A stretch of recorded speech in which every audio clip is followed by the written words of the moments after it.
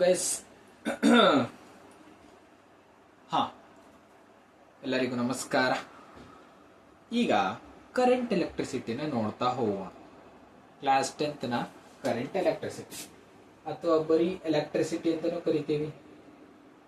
ಏನಂತ ಕರಿತಾ ಹೋಗ್ತಿದ್ದೀವಿ? Current electricity, right? Yes. Okay, ಈಗ ಕರೆಂಟ್ ಎಲೆಕ್ಟ್ರಿಸಿಟಿನ ನೋಡ್ತಾ ಹೋಗೋಣ. ಕ್ಲೀನ್ ಆಗಿ ಹೇಳ್ಕೊಡ್ತಾ ಹೋಗಿ, ರೈಟ್? ಈಗ ಕರೆಂಟ್ ಎಲೆಕ್ಟ್ರಿಸಿಟಿಯ ಮುಂಚೆ ನಿಮ್ಗೆ ಚಾರ್ಜಸ್ ಅಂದ್ರೆ ಏನು ಅಂತ ಗೊತ್ತಿರಬೇಕಾಗತ್ತೆ, ರೈಟ್? ಏನು ಚಾರ್ಜಸ್? ಈಗ ನಿಮ್ಗೆಲ್ಲರಿಗೂ ಗೊತ್ತು, ಈ ಪ್ರಕೃತಿಯಲ್ಲಿ ಏನೇನಿದೆಯಲ್ಲ, ಆಬ್ಜೆಕ್ಟ್ಸ್, ಸಬ್ಸ್ಟೆನ್ಸಸ್, ಫಂಡಮೆಂಟಲ್ಸ್, ಅಷ್ಟೆಲ್ಲ ಬೇಡ ಸದ್ಯಕ್ಕೆ. ಇದೊಂದು ಪೆನ್ ತಗೋಣ. ಈ ಪೆನ್ ಯಾವ್ದ್ರಿಂದ ಆಗಿದೆ? ಆಟಮ್ಸ್ ಗಳಿಂದ ಆಗಿದೆ, ರೈಟ್? ಯಾವ್ದ್ರಿಂದ ಆಗಿದೆ? ಫಸ್ಟ್ ಆಟಮ್ ಇಂದ ತಗೊಂತ ಹೋಗೋಣ. ಎಲ್ಲಾ ಪ್ರಪಂಚದಲ್ಲಿ ಏನೇನಾಗಿದೆಯಲ್ಲ ಎಲ್ಲದೂ ಕೂಡ ಆಟಮ್ಸ್ ಗಳಿಂದ ಆಗಿದೆ. ನಿಮ್ಗೆ ಆಟಮ್ಸ್ ನ ಸ್ಟ್ರಕ್ಚರ್ ಗೊತ್ತು, ಕರೆಕ್ಟಾ? ಮಧ್ಯದಲ್ಲಿ ನ್ಯೂಕ್ಲಿಯಸ್, ಅದರ ಸುತ್ತ ಆರ್ಬಿಟಲ್ಸ್ ಗಳು ಇರ್ತವೆ. ಇಲ್ಲಿ ಎಲೆಕ್ಟ್ರಾನ್ಸ್ ಗಳು ಸುತ್ತುತ್ತಾ ಇರ್ತವೆ. ಮಧ್ಯದಲ್ಲಿ ನ್ಯೂಕ್ಲಿಯಸ್ ಅಂತ ಕರಿತಾ ಹೋಗ್ತೀವಿ. ಇಲ್ಲಿ ನ್ಯೂಕ್ಲಿಯಸ್ ಅಲ್ಲಿ ಏನೇನಿರುತ್ತೆ? ಪ್ರೋಟಾನ್ ಇರುತ್ತೆ, ಮತ್ತೆ ನ್ಯೂಟ್ರಾನ್ ಇರುತ್ತೆ, ರೈಟ್? ಏನೇನಿರುತ್ತೆ? ಪ್ರೋಟಾನ್ ಇರುತ್ತೆ, ನ್ಯೂಟ್ರಾನ್ ಇರುತ್ತೆ, ಎಲೆಕ್ಟ್ರಾನ್ ಸುತ್ತುತ್ತಾ ಇರುತ್ತೆ. ಇದೊಂದು ರೆಪ್ರೆಸೆಂಟೇಷನ್ ಆಫ್ ಆಟಮ್ ಅಂತ ಕರೀತಾ ಹೋಗ್ತೀವಿ, ರೈಟ್? ಈಗ ಆಟಮ್ ಅಲ್ಲಿ ನೀವು ನೋಡ್ದಂಗೆ ಎಲೆಕ್ಟ್ರಾನ್ ಇದೆ ಮತ್ತೆ ಪ್ರೋಟಾನ್ ಇದೆ ಅಂತ ತಗೊಂತ ಹೋಗ್ತೀವಿ. ಇದು ನೆನಪಿರ್ಬೋದು, ಈ ಎಲೆಕ್ಟ್ರಾನ್ ಮೇಲೆ ನೆಗೆಟಿವ್ ಚಾರ್ಜ್ ಇರುತ್ತೆ ಅಂತ ಹೇಳಿರ್ತಾರೆ. ಯಾವ ಚಾರ್ಜ್? Negative charge. ಪ್ರೋಟಾನ್ ಮೇಲೆ ಈ ಪಾಸಿಟಿವ್ ಅಂತ ಕರಿತಾ ಹೋಗ್ತೀವಿ. ಪ್ರೋಟಾನ್ ನ ಪಾಸಿಟಿವ್ ಚಾರ್ಜ್ ಇರುತ್ತೆ ಅಂತ ಹೇಳ್ತೀವಿ. ಇದರ ಅರ್ಥ ಏನು ಅಂದ್ರೆ, ಎಲ್ಲಾ ಸಬ್ಸ್ಟೆನ್ಸ್ ಮೇಲೂ ಚಾರ್ಜಸ್ ಎಕ್ಸಿಸ್ಟ್ ಇರುತ್ತೆ. ಅಂದ್ರೆ charges is nothing but it is an fundamental property of matter. ಇದೊಂದು ಫಂಡಮೆಂಟಲ್ ಪ್ರಾಪರ್ಟಿ ಆಫ್ ಮ್ಯಾಟರ್ ಅಂತ ಕರೀತಾ ಹೌದು. ಚಾರ್ಜಸ್ ಅಲ್ಲೇ ಎರಡು ತರದ ಚಾರ್ಜಸ್ ಗಳಿದಾವೆ. ಒಂದು ಪಾಸಿಟಿವ್ ಚಾರ್ಜ್, ಇನ್ನೊಂದು ನೆಗೆಟಿವ್ ಚಾರ್ಜ್. ಪಾಸಿಟಿವ್ ಚಾರ್ಜ್ಗೆ ಪ್ರೋಟಾನ್ ಎಕ್ಸಾಂಪಲ್, ನೆಗೆಟಿವ್ ಚಾರ್ಜ್ಗೆ ಎಲೆಕ್ಟ್ರಾನ್ ಎಕ್ಸಾಂಪಲ್. ಈಗ ನಾರ್ಮಲ್ ಆಗಿ ಕರೆಂಟ್ ಎಲೆಕ್ಟ್ರಿಸಿಟಿಯಲ್ಲಿ ನಾವು ನೆಗೆಟಿವ್ ಚಾರ್ಜ್ ನ ಕನ್ಸಿಡರ್ ಮಾಡ್ತೀವಿ. ಯಾವ ಚಾರ್ಜ್ ನ? ನೆಗೆಟಿವ್ ಚಾರ್ಜ್ ನ ಕನ್ಸಿಡರ್ ಮಾಡ್ತಾ ಹೋಗ್ತೀವಿ. ಓಕೆ, ಈಗ ಒಂದು ಎಲೆಕ್ಟ್ರಾನ್ ಮೇಲೆ ಎಷ್ಟು ಚಾರ್ಜಸ್ ಕನ್ಸಿಸ್ಟ್ ಆಗುತ್ತೆ ಅಂತಾನು ಕೇಳ್ತಾರೆ. ಎಷ್ಟು ಚಾರ್ಜಸ್ ಅಂದ್ರೆ -1.6 into 10 to the power of -19 coulombs. 19 coulombs. ಒಂದು ಎಲೆಕ್ಟ್ರಾನ್ ಮೇಲೆ ಎಷ್ಟು ಚಾರ್ಜಸ್ ಕನ್ಸಿಸ್ಟ್ ಆಗಿರುತ್ತೆ ಅಂದ್ರೆ -1.6 into 10 to the power of -19 coulomb.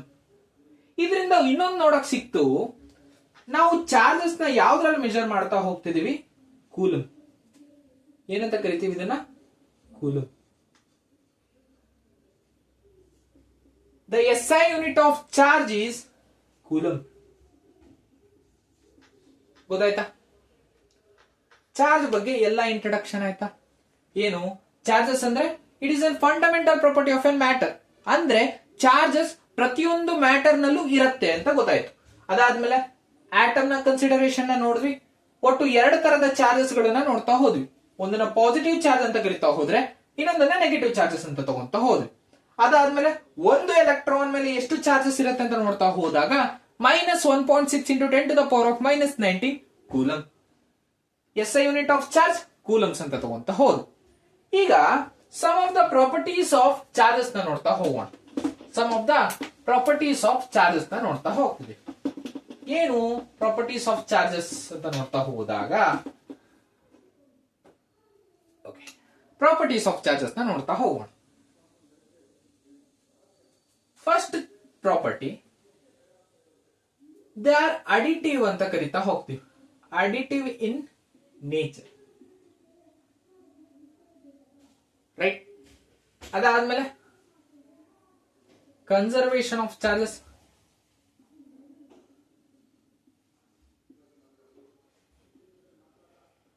ಅದಾದ್ಮೇಲೆ ಕ್ವಾಂಟೈಸೇಷನ್ ಆಫ್, ಅಥವಾ ಚಾರ್ಜಸ್ ಆರ್ ಕ್ವಾಂಟೈಸ್ಡ್ ಅಂತ ತಗೊಂತ ಹೋಗಿ. Okay, first property additive in nature ಅಂತ ನೋಡ್ತಾ ಹೋದ್ವಿ. ಓಕೆ, ಅಡಿಟಿವ್ ನೇಚರ್ ಅಂದ್ರೆ ಲೆಟ್ ಅಸ್ ಕನ್ಸಿಡರ್ ಇಲ್ಲಿ 1 ಕೂಲಂಬ್ ಆಫ್ ಚಾರ್ಜಸ್ ಇದೆ, ಇಲ್ಲಿ 2 ಕೂಲಂಬ್ ಆಫ್ ಚಾರ್ಜಸ್ ಇದೆ. ರೈಟ್. ಈಗ ಇದೊಂದು ಹೋಲ್ ಸಿಸ್ಟಮ್ ಒಂದು ಅಂತ ತಗೊಂತ ಹೋದಾಗ ಈ ಒಂದು ಸಿಸ್ಟಮ್ ಅಲ್ಲಿ ಎಷ್ಟು ಚಾರ್ಜ್ ಇದೆ ಅಂತ ತಗೊಂತ ಹೋದಾಗ total charges is equal to 1 coulomb plus 2 coulomb ಎಷ್ಟಾಯ್ತು?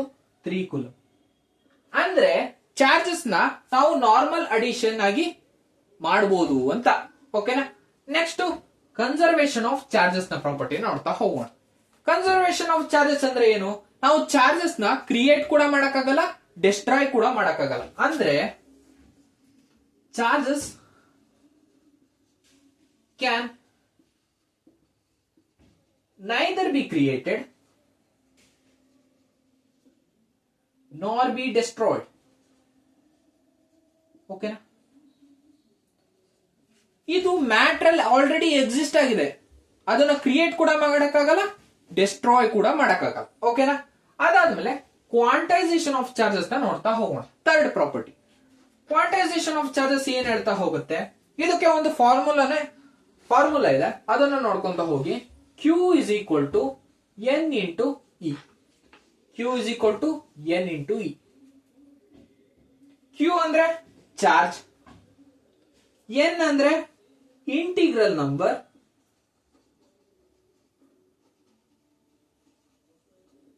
E ಅಂದ್ರೆ charge on 1 electron. Charge on 1 electron. Q is equal to Ne ಅಂತ ತಗೊಂತ ಹೋಗ್ತೀವಿ.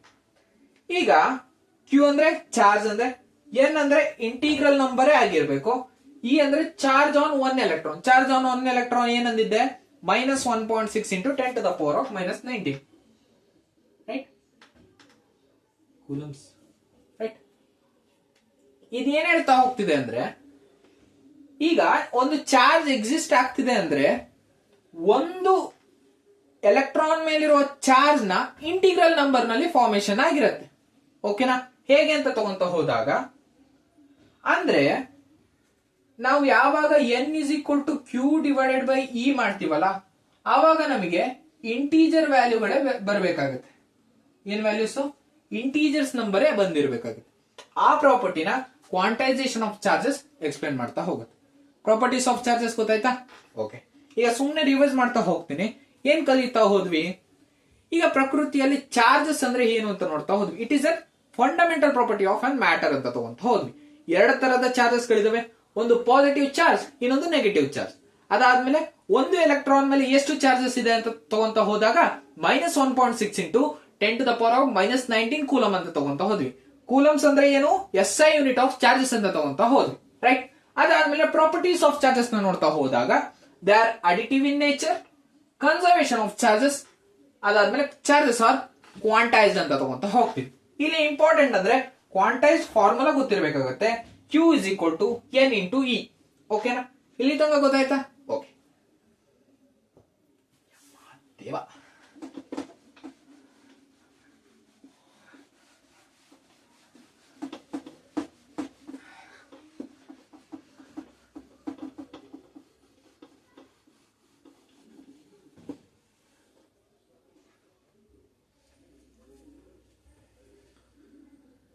ಓಕೆ, ಈಗ ಪಾಠಕ್ಕೆ ಎಂಟರ್ ಆಗೋಣ. ಆಕ್ಚುಲಿ ಪಾಠ ಎಂಟರ್ ಆಗಿ ಬಹಳ ನಿಮಿಷಗಳಾಯ್ತು, ಆದ್ರೆ ಈಗ ಏನ್ ನೋಡ್ತಾ ಹೋಗ್ತಿದೀವಿ ಅಂದ್ರೆ ಆಕ್ಚುಯಲ್ ಏನು ಹೆಡ್ಡಿಂಗ್ ಇದೆಯಲ್ಲ ಅದು ನಾವು ಓದಕ್ ಹೋಗ್ತಾ ಹೋಗ್ತಿದೀವಿ.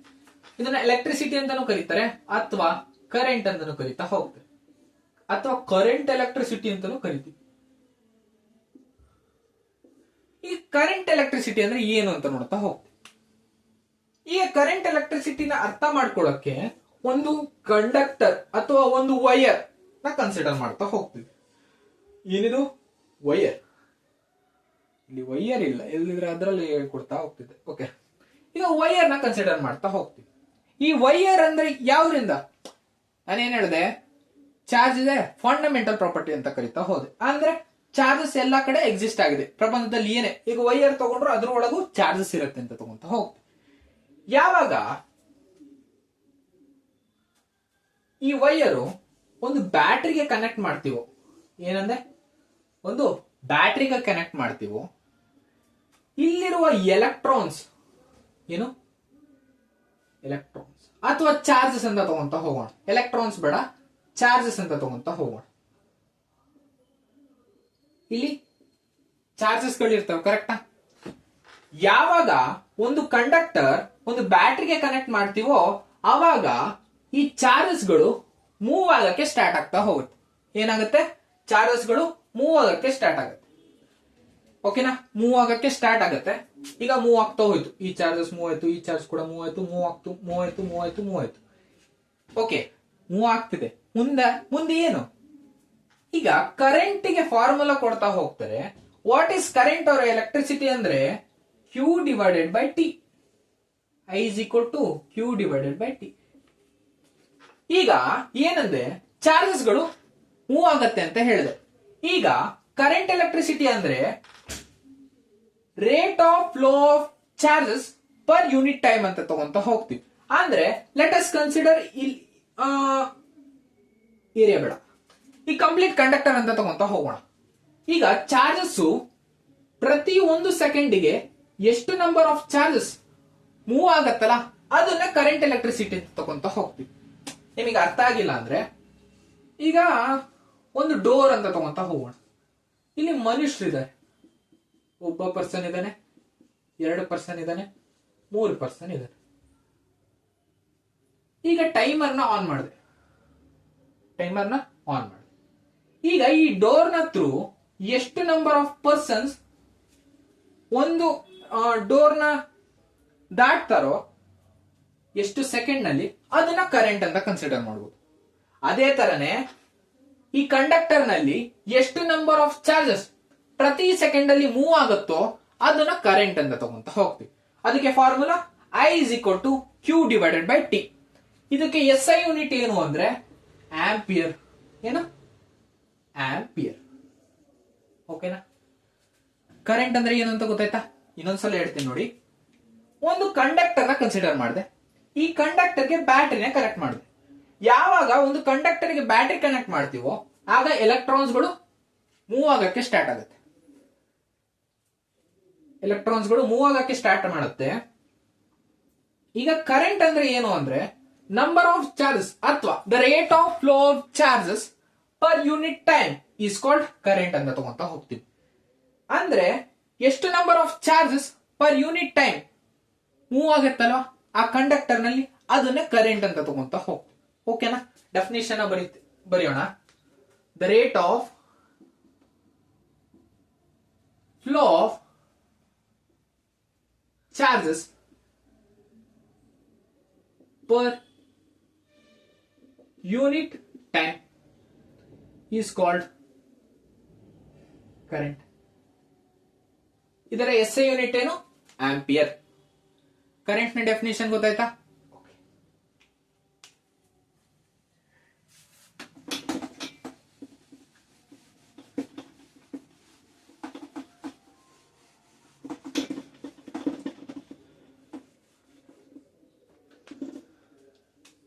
ಈ ವಿಡಿಯೋನ ಲಾಸ್ಟ್ ಟಾಪಿಕ್ ಅಂತ ತಗೊಂತ ಹೋಗೋಣ.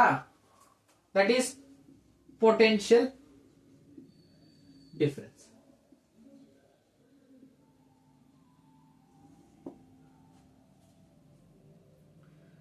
ಓಕೆ, ಈಗ ಪೊಟೆನ್ಷಿಯಲ್ ಡಿಫರೆನ್ಸ್ ಅಂದ್ರೆ ಏನು ಅಂತ ತಗೊಂತ ಹೋಗೋಣ. ಈಗ ಏನಂದ್ರೆ ಒಂದು ಕಂಡಕ್ಟರ್ ನ ಕನ್ಸಿಡರ್ ಮಾಡು ಅಂದ್ರೆ ಈ ಕಂಡಕ್ಟರ್ಗೆ ಬ್ಯಾಟ್ರಿಗೆ ಕನೆಕ್ಟ್ ಮಾಡ್ತಾ ಹೋದ್ವಿ. ಈ ಬ್ಯಾಟ್ರಿ ಕೆಲಸ ಏನಂದ್ರೆ ಈ ಕಂಡಕ್ಟರ್ ನಲ್ಲಿ ಈ ಪೊಟೆನ್ಷಿಯಲ್ ಡಿಫರೆನ್ಸ್ ಅನ್ನೋದನ್ನ ಬಿಲ್ಟ್ ಮಾಡೋ ಕೆಲಸ ಅಷ್ಟೇ. ಬ್ಯಾಟ್ರಿ ಏನ್ ಮಾಡುತ್ತೆ? ಈ ಕಂಡಕ್ಟರ್ ನಲ್ಲಿ ಪೊಟೆನ್ಷಿಯಲ್ ಡಿಫರೆನ್ಸ್ ನ ಕಾಸ್ ಮಾಡುತ್ತೆ, ಅಷ್ಟೇ ಕೆಲಸ ಬ್ಯಾಟ್ರಿ. ಓಕೆನಾ? ಈಗ ಪೊಟೆನ್ಷಿಯಲ್ ಡಿಫರೆನ್ಸ್ ಅಂದ್ರೆ ಲೆಟ್ ಅಸ್ ಕನ್ಸಿಡರ್ ಇಲ್ಲೊಂದು ಚಾರ್ಜ್ ಇದೆ ಅಂತ ತಗೊಂತ ಹೋಗೋಣ. ಓಕೆನಾ?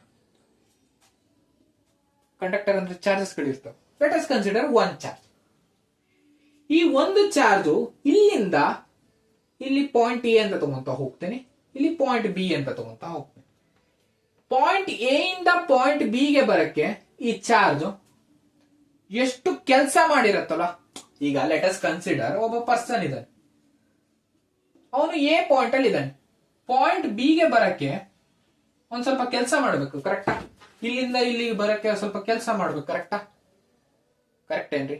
ಅಮೌಂಟ್ ಆಫ್ ವರ್ಕ್ ಗೊತ್ತು ತಾನೆ, ಕೆಲಸ. ಈಗ ಈ ಪೆನ್ ಇಲ್ಲಿಗೆ ತರಕ್ಕೆ ಏನೋ ಕೆಲಸ ಮಾಡಬೇಕಾಗಿತ್ತು, ಕರೆಕ್ಟಾ? ಆ ಕೆಲಸ ವರ್ಕ್. ಈಗ ಪೊಟೆನ್ಶಿಯಲ್ ಡಿಫರೆನ್ಸ್ ಅಂದ್ರೆ ಈ ಒಂದು ಚಾರ್ಜ್ ಈ ಎ ಪಾಯಿಂಟ್ ಇಂದ ಬಿ ಪಾಯಿಂಟ್ ಗೆ ತರಕ್ಕೆ ಎಷ್ಟು ಅಮೌಂಟ್ ಆಫ್ ವರ್ಕ್ ಮಾಡಿದೀನಲ್ಲ, ಅದನ್ನೇ ನಾವು ಪೊಟೆನ್ಶಿಯಲ್ ಡಿಫರೆನ್ಸ್ ಅಂತ ಕರೀತಾ ಹೋದ್. ಅರ್ಥ ಆಯ್ತಾ? ಪೊಟೆನ್ಶಿಯಲ್ ಡಿಫರೆನ್ಸ್ ಗೆ ಫಾರ್ಮುಲಾ W/Q. ಓಕೆನಾ? ಏನ್ ಹೇಳುತ್ತೆ? The amount of work done to bring the charges from point A to point B ಅಥವಾ from point 1 to point 2 is called potential difference. ಓಕೆನಾ? ಅರ್ಥ ಆಯ್ತಾ? ಈಗ ಪೊಟೆನ್ಶಿಯಲ್ ಡಿಫರೆನ್ಸ್ ನ ಯೂನಿಟ್ ಏನು ಅಂತ ತಗೊಂತ ಹೋದಾಗ ವೋಲ್ಟ್ಸ್ ಅಂತ ತಗೊಂತ ಹೋಗ್ತೇವೆ. ಇಲ್ಲಿಗೆ ನಿಮ್ಮ ಇಂಟ್ರಡಕ್ಷನ್ ಆಫ್ ಕರೆಂಟ್ ಎಲೆಕ್ಟ್ರಿಸಿಟಿ ಮುಗೀತು.